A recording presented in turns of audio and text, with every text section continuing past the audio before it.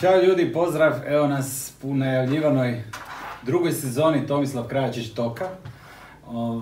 Malo smo promijenili ambijent, hvala Bogu imamo se di selit.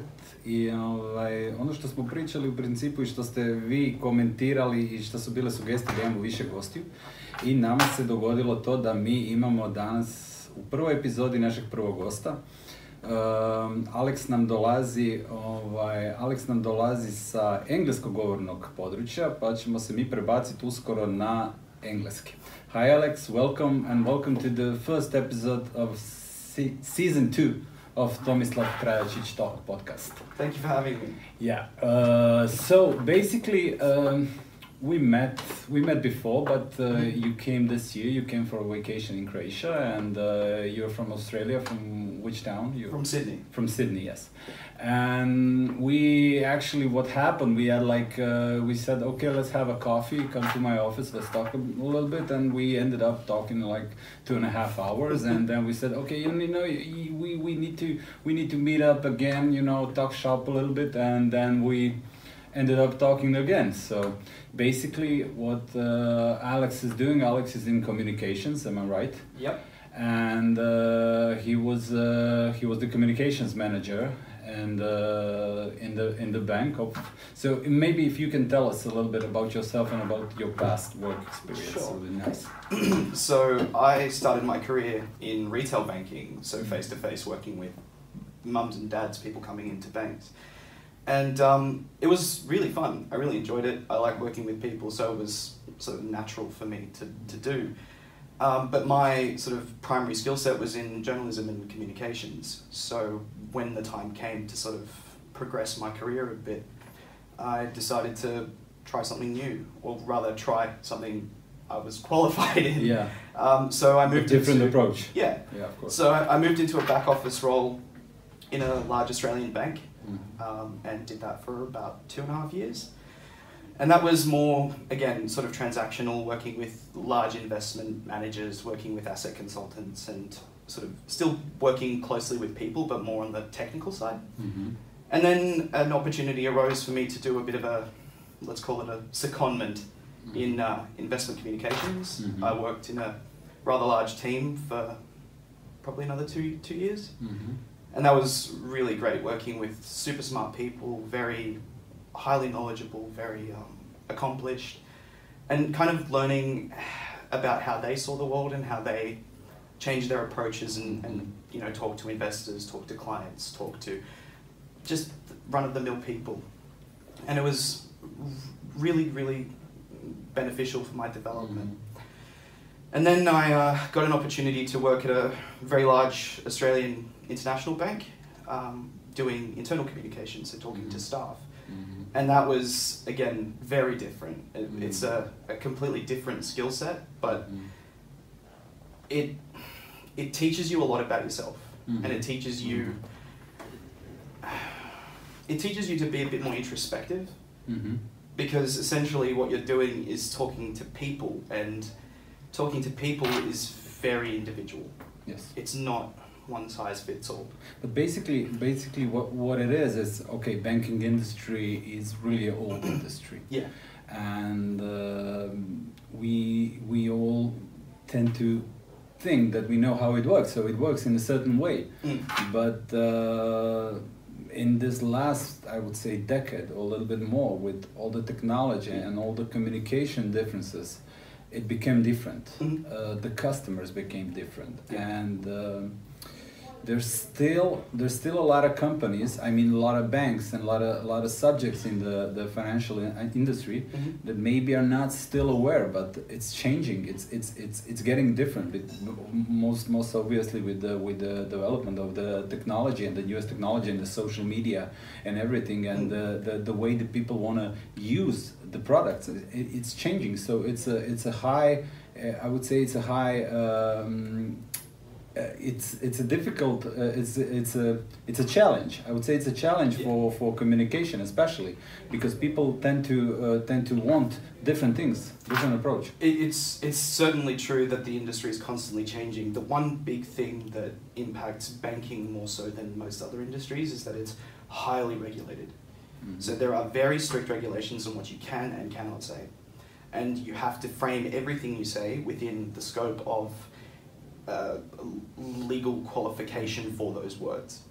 So it's not just talking about a rate of return. You have to preface that statement with an addendum or a qualification statement that says, this is the return based on X investment period. Any past returns are not an indication of what you could get in the future, because no one really wants to be on the hook.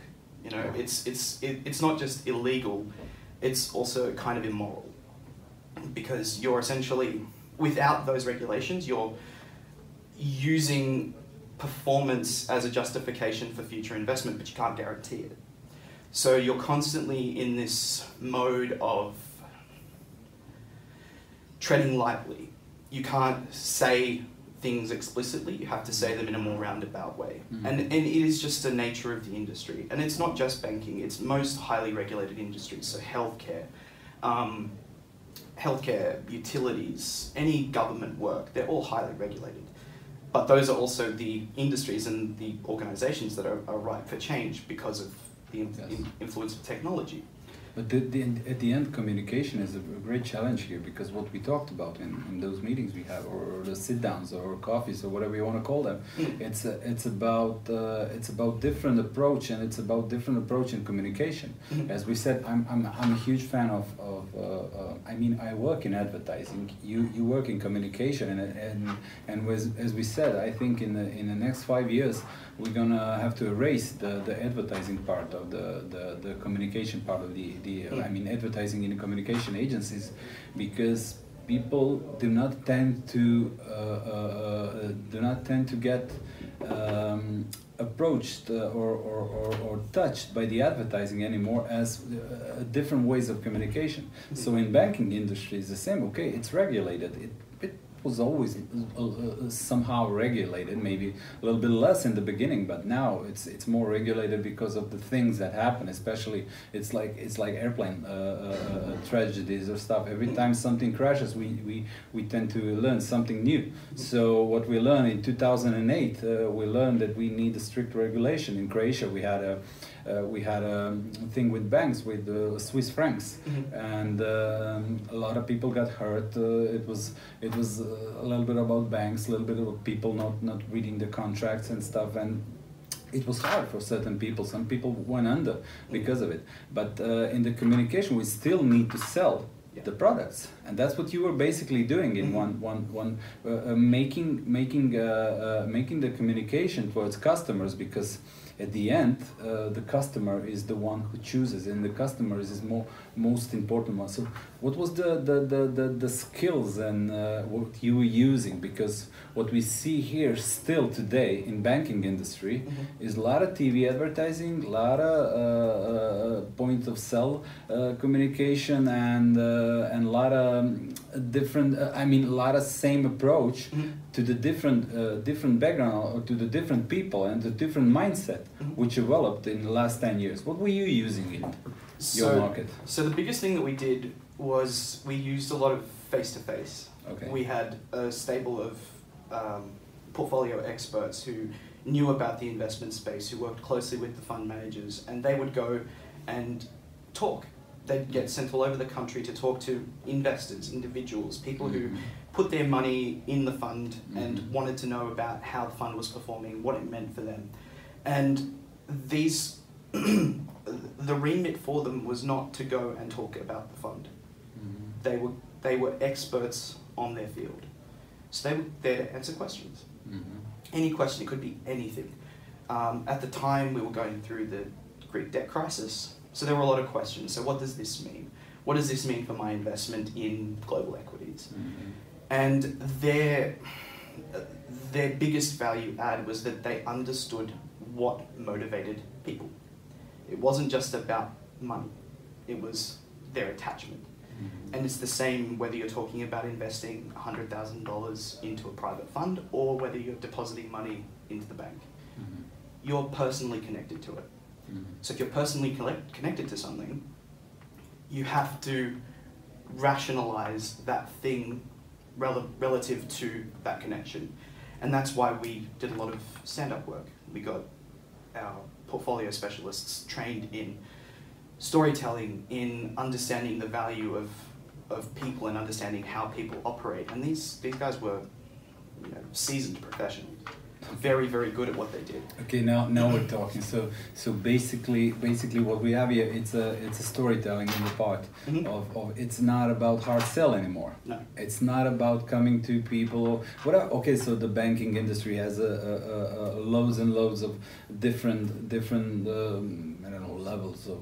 You can be like a regular person and get a paycheck and put your money in the deposit or whatever. You can be an investor, you can be this, but at the end, the most so every bank basically has its own communication. It has its own products. It has, but the one that makes the difference is the one who connects with the end user the most. So basically, what you say, you were using a lot of storytelling and a lot of approach. So if I said it was not that much of a hard sell, it was about the story. It was about the emotion. It was about the feel. The biggest difference, and I mean, we could wax lyrical on financial services until we're blue in the face. But of course, don't go too deep into the financial part, because most of the listeners are about communication and the general approach of the new flows in the communication and stuff. The biggest change, I think, and it's industry agnostic. The biggest change is that customer centricity is now a big ticket item. It wasn't so much before, because industries, particularly the sort of stock standard, tried and tested industries, they just needed to go through the motions. You know, they didn't need to try anything different. Their market share was their market share, and it would fluctuate only slightly. But now, particularly with new technologies and new companies that are approaching old problems in new ways, you have to change how you see your market. And customer centricity is one of the big new things. And it's not really new. I mean, any person who's started a small business in the last 30 years knows the value of valuing your customer. Yeah. Because without your customers, you don't have a business. You know, you don't have anyone to sell to. You don't have anyone to solve a problem for or fill a need with. You only have, you know, a premises and a couple of people working in the office.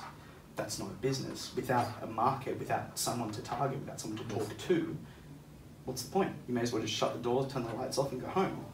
But the value of the customer has changed. It wasn't just about numbers. Now it's about experience. And customer experience in most industries is being overhauled completely because of technology. You know, because why when you look at it this way, there's a lot of young, I mean not maybe young, but small companies when they're starting, like mom and pop stores or whatever, you know, 2, 3, 4, 5 people starting, and they tend to care about the customers in that way, so they give them the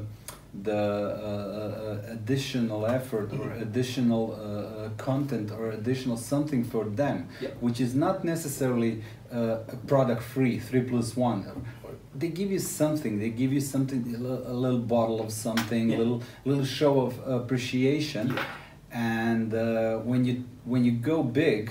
When you go bigger, when you have like 100 employees and when you have like roster of, I don't know, 100 or 200 or 500 customers, you tend to lose that. Yeah. Either you go and try to hit as many as you can with one stone, so you produce something and give them something, and basically by the social network, when the social networks arrived. And when this personal, it's not about for me. It's not about social networks as something that we should hold. Okay, this is something special. No, it's about the approach. It's about the closeness of two entities, if you want to call it like that.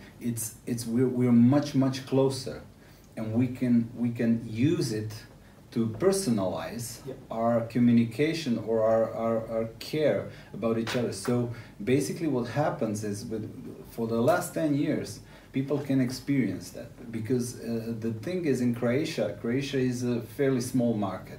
And in Croatia we have some we have a way. Every market has its own way. So basically, what we were a little bit closed on some sort of.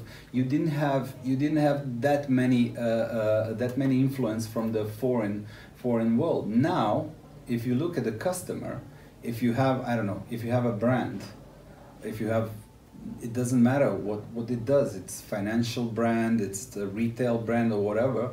You have a chance to compare it in no time with every global brand. So that's what I'm saying to my customers, to my clients. You gotta be aware. It's not in communication. It's not a competition with a local brand. It's competition with the global brands. If you get the social media now, you have a first row view to every single brand in the world. So if you see your local brand doing something that it's like in 1980s, and you see all those foreign brands, you're gonna lose that emotional connection, and that's becoming a problem, and that's like the biggest challenge for the industry and for brands to go and to expand the way we think about it. So that's interesting, because that's, as I feel, you were doing that sort of communication which changed from the shotgun or shotgun advertising, and we fire one shot and as many as we hit, we try to hit as many as we can, but now it's like more pinpointed version. I mean, it's interesting you raise social media. If you ignore social media for a second, let's say you're out with a group of friends, and you go to dinner, and one of your friends says to you, "Oh, I came to this restaurant a week ago, and the service was horrible. I had a really bad time, didn't enjoy it. Do we have to go back?"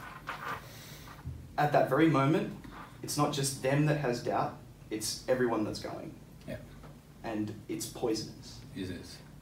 Now, add social media in. Social media gives not just a platform to reach customers, but customers to reach you.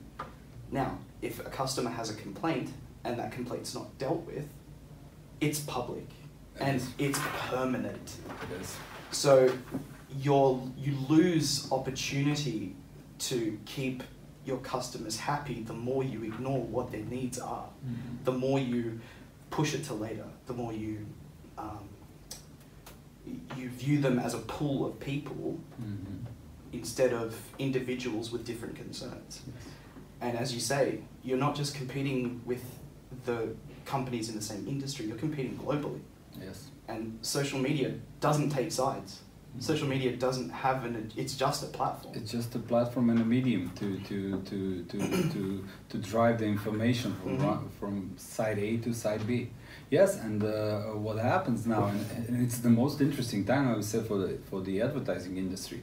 Obviously, we are still run by the Excel sheets, most of the big agencies and stuff, and so we are protecting some ways of communication. And in Croatia, you still have the TV still has the reach, which is fairly high, I would say.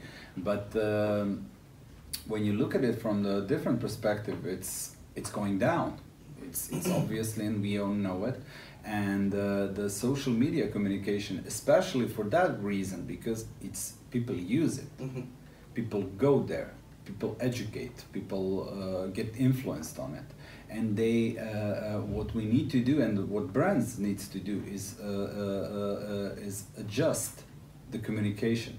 And what I was telling the other day to a client of ours, it's not about the perfect story you fit in 30 seconds, you put it out, and you go with it for a year.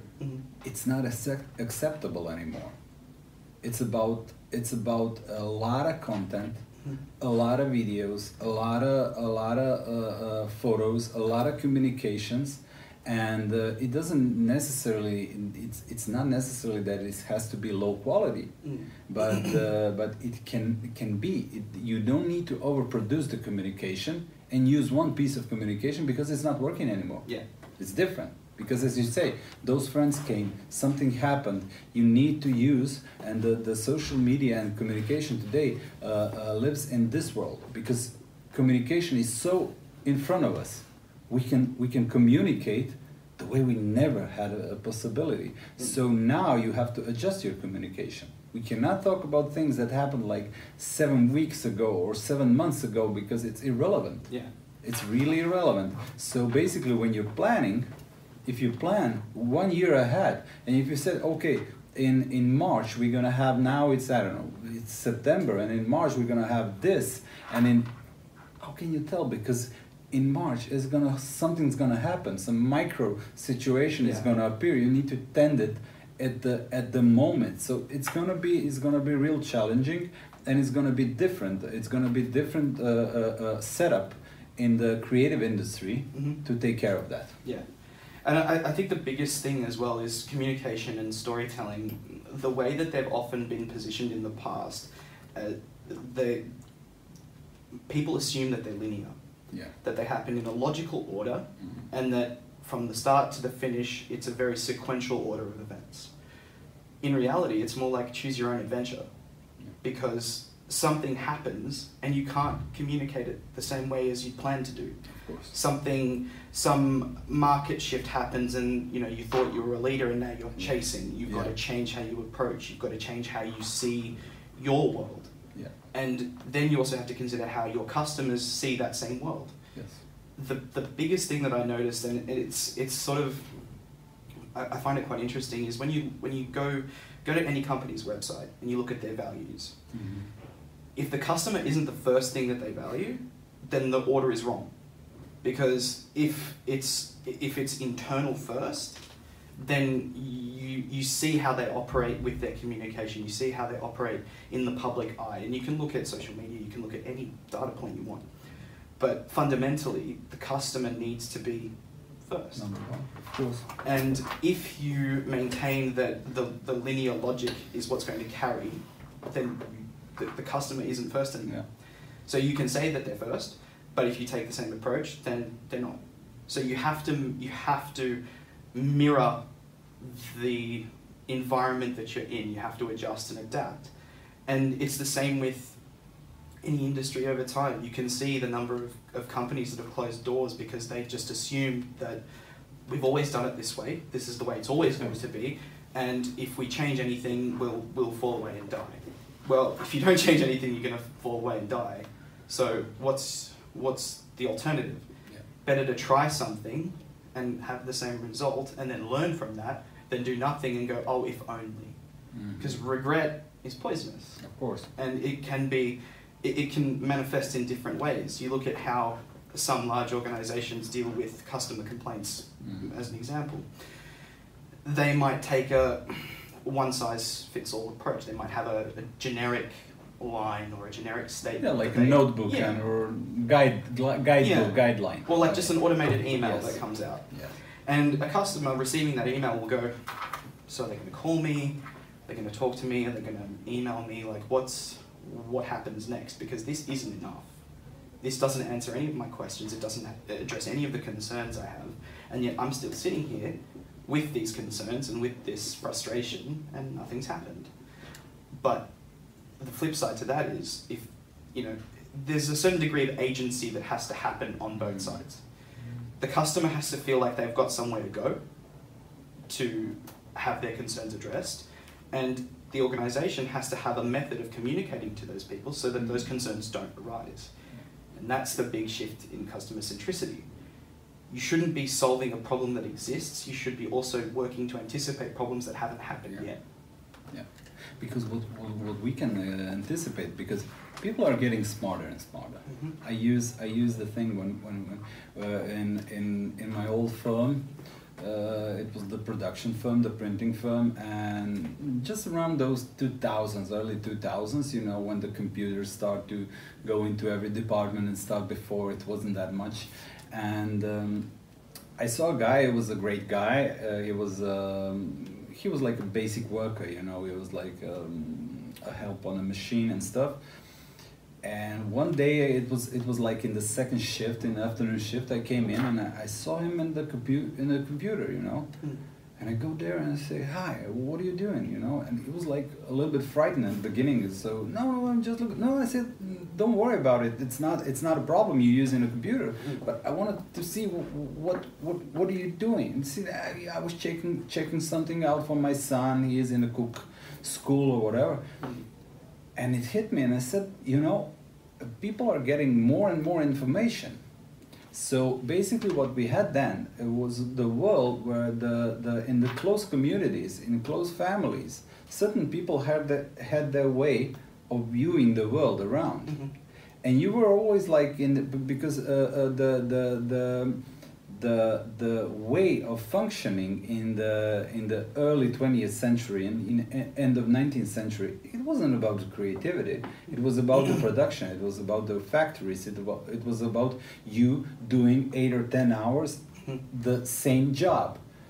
And then with the breach of technology, when the technology came, people became more educated. People tend to know more stuff about more different stuff. And that's what developed them in the last 10 or 20 years as customers or consumers which are more educated. They want, we as a people evolved in that sort of way that we want more caring. Either it's from our nearest family, friends, or the brands we like, or it's not about loyalty anymore. It's not about my grandpa used this, my mom used this, or whatever. It's about, okay, how do you communicate with me? Keep me engaged, keep me entertained. And that's what's going on, the big shift. So if we don't shift, if brands don't shift the communication, small brands, big brands, small service companies, production companies, whatever, if we don't shift the concept of communicating, and if we stay in the line, as you said, the linear line, we say, okay, we're going to create one piece of communication and we're going to go with that. On the website, it's extremely interesting how the people say, yeah, we're customer oriented and stuff. You can say all those things, but with first interaction with your customers, if we go this way, if you have like a little notebook or a little journal diary of the things how you settle, and if you don't have the human or brand to customer in this sort of new way approach, you're done. You're losing your customers. It's interesting you talked about loyalty. Yeah. Loyalty is still a big deal, yeah. But there's a difference between legacy and loyalty. Yeah, of course. Legacy is that, oh, my dad used it, his dad used it, and I'm going to use it because they used it. I mean, it's almost tribal in that sense, right? It's like, you know, if you grow up in a house that supports Dinamo Zagreb, you'll be a Dinamo supporter. Yeah. Unless you really want to run your family the wrong way, you'll stick with the party line. Yeah. But loyalty comes from, or the new version of loyalty comes from that element of care. I don't want to feel like I'm just another customer. I want to feel special. And the best, you know, your close circle of friends, your close family, every social group or interaction that you have makes you feel special in a different way. And it's not about feeling special in the same way. It's about feeling special at that point in time based on those circumstances. When I was working in retail banking, we had to deal with, you know, thousands of different problems every day. And the hardest thing to deal with was customers who had lost loved ones. And you can't treat those scenarios the same as you would someone coming in who's, you know, had a good week in, you know, at the bakery and they want to deposit their money. You have to deal with it like a human. Yes. The business goes out the window at that point because you're not talking about money, you're talking about life. And life it's not the same thing. You have to treat it the way you would want it to be treated for you.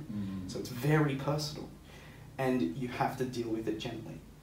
And when you deal with those scenarios, it's the same whether it's, you know, difficulties getting access to your internet banking or different difficulties that you might have. you need to take the human element. You need to hold that as the core of that interaction, because fundamentally the loyalty comes back to that interaction. It's the restaurant example all over again. If you have a bad experience, a bad human experience, Yes. you will have a bad experience Exactly. all the time. It doesn't need to.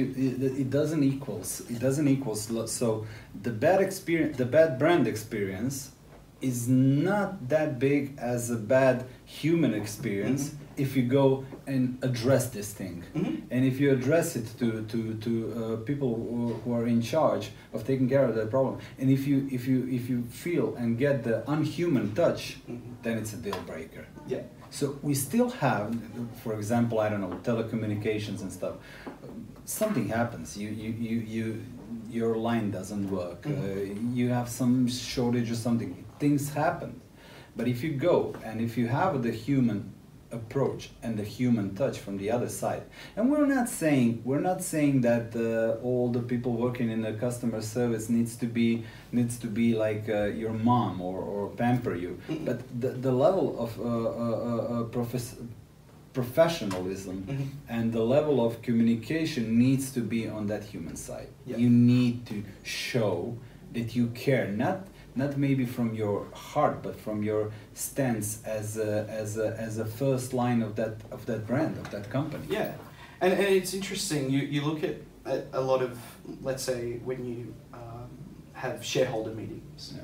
So large organizations that have lots of investors, be it other companies or individuals, they'll hold an annual general meeting, and they'll talk about their balance sheet, and they'll talk about all the big projects they've done.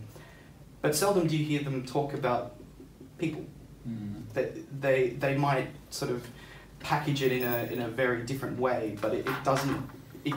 It's not immediately obvious Yeah. that the customer was the thing that got them that record profit margin, or helped their business evolve. It's all just almost secondary or tertiary concern. But the best organizations value not just the customer, but the people that help them. Yeah. That has to be strong. Yeah. Because if your people are going to be the ones that are dealing with customers, Of course. your communications people Yes. will be a point of contact. Yes. Your customer service function will be another point of contact. Senior middle management will be a point of contact. Complaints departments, all of these things, they're all contact points. Yeah. And valuing the people as much as the people value the customer, it has to follow all the way through. It has to be, the dominoes have to line up the right way. Because if they don't, nothing happens. Yeah. You have a disconnect either at the end or in the middle. Because everything starts at the top, right? Yeah. If the top is set strong and that directive is obvious and clear, it follows to the people understand the value, and it follows to the customer because the customer feels valued. Yeah. So in that sense, it's logical. But so seldom do you see organizations that embrace that element. Yeah. And in my experience working in internal communications, it's a very delicate line to tread. Because you want your people to feel valued, but you don't want them to feel like they're being spoken down to. Because if they're talked at, they don't listen, they don't pay attention, it just becomes noise.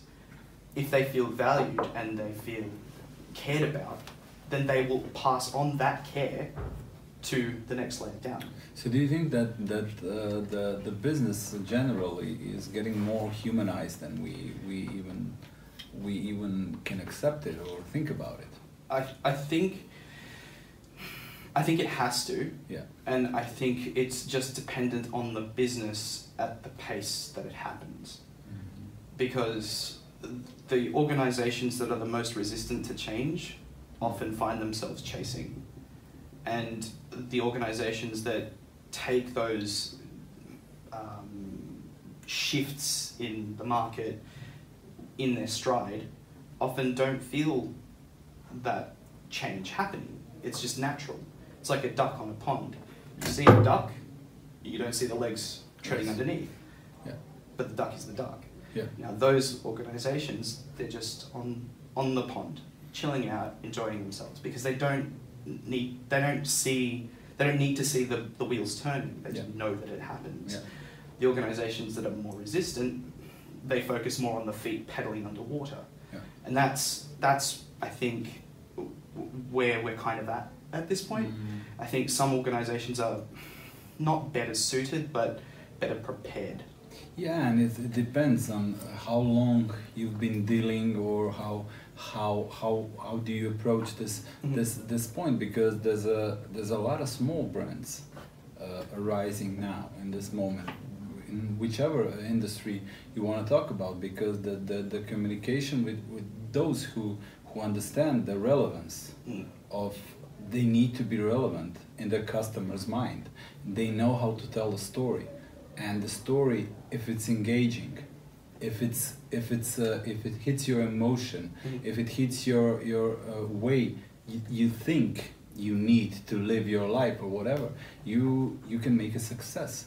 And the big brands still, in this point of time, there are a lot of changes. I mean, we're taping this, we're creating this podcast for I don't know, a few months, and maybe some things we were talking like 6 months ago are already changed.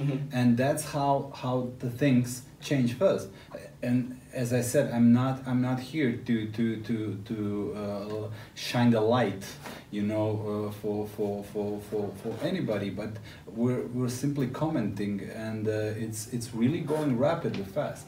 So the big brands are the one who need to speed up their process of change, because it's still about, you know, it's still about the system, it's still about the Excel sheets, it's still about that, but it's changing, it's rapidly changing. So the small brands are getting more and more traction, while the big brands are still watching. Like for example, Nokia. We have one of the probably biggest cell phone producer in the world in the early 2000s, and their opinion is, okay, smartphone will never be the big thing, you know. And that was the thing, because what they didn't follow the market, they didn't follow the customer, they didn't follow the expectation of the customer. So as I say, history is history, but we can learn a lot. Because I think now in 2019, almost 2020, we can see where the world is going. The world is going into more convenience, more easy, more comfort, more spare time. As I was saying, a lot of time I think voice is something that it happened, but it's gonna have a huge impact on the communication and on a world of trading, brands and everything, you know. So we can see now where the world is tending to go, and we're still talking about some AI and stuff like which is still, I think, far away, but because it's fun, it's something like we like to discuss. But now we can see the things which are a little bit less revolutionary, but are here, and it's gonna make a big impact. And if the brands don't try to make the difference, if the agency, or especially in the advertising and the communication industry, if we don't push our clients and brands to go that way, it's gonna be hard for them. There's an age-old saying, you can lead the horse to water, but you can't make it drink. Yeah, of course.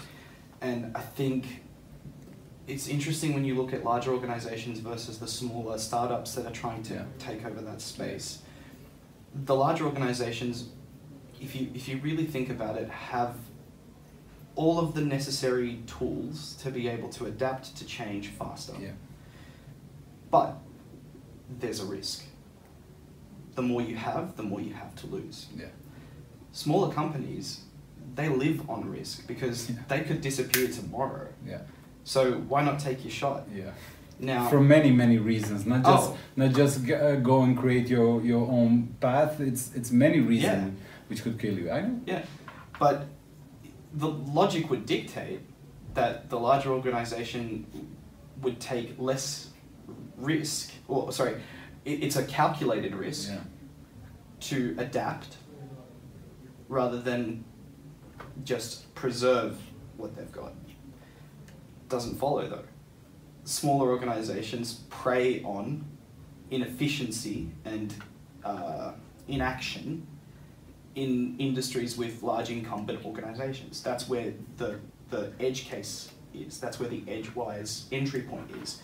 Because you know that a large organization is going to have to go through 350,000 layers of bureaucracy before a decision gets made. Yeah. Whereas a small organization with 10 people can go, oh, you want to do this? Take a vote? Yep, all of us? All right, we're going to go do that. Yeah. And smaller organizations can pivot. Yeah. If the first thing doesn't work, then, okay, we just throw away the stuff we don't need, add on some stuff that we can, you know, repackage, and fundamentally at its core, it still performs a function. I know, we did it. Yeah. We did it a few times. Yeah. When we started. Yeah. I get it. Yeah. And that's where I think the decision makers need to take a deeper look. Yeah. Because, you know, there's nothing worse when you're in an organization, particularly a large organization, than inefficiency. And they've got teams dedicated to making things more efficient. Yeah. Right? There's whole schools of thought. There's training courses you can do on, you know, what do they call it? Process optimization. But decision making has to go through the same rigorous process. You need to optimize your decision making so that you can compete. Yeah. There's no point standing at the top of the mountain and going, well, who's going to catch me now? Yeah. Because if you look behind you, there's another guy in running shoes running behind you, and you're like, well, I'm already here. So do I try and fend him off, or do I just wait for him to get here? Which do you want? Yeah.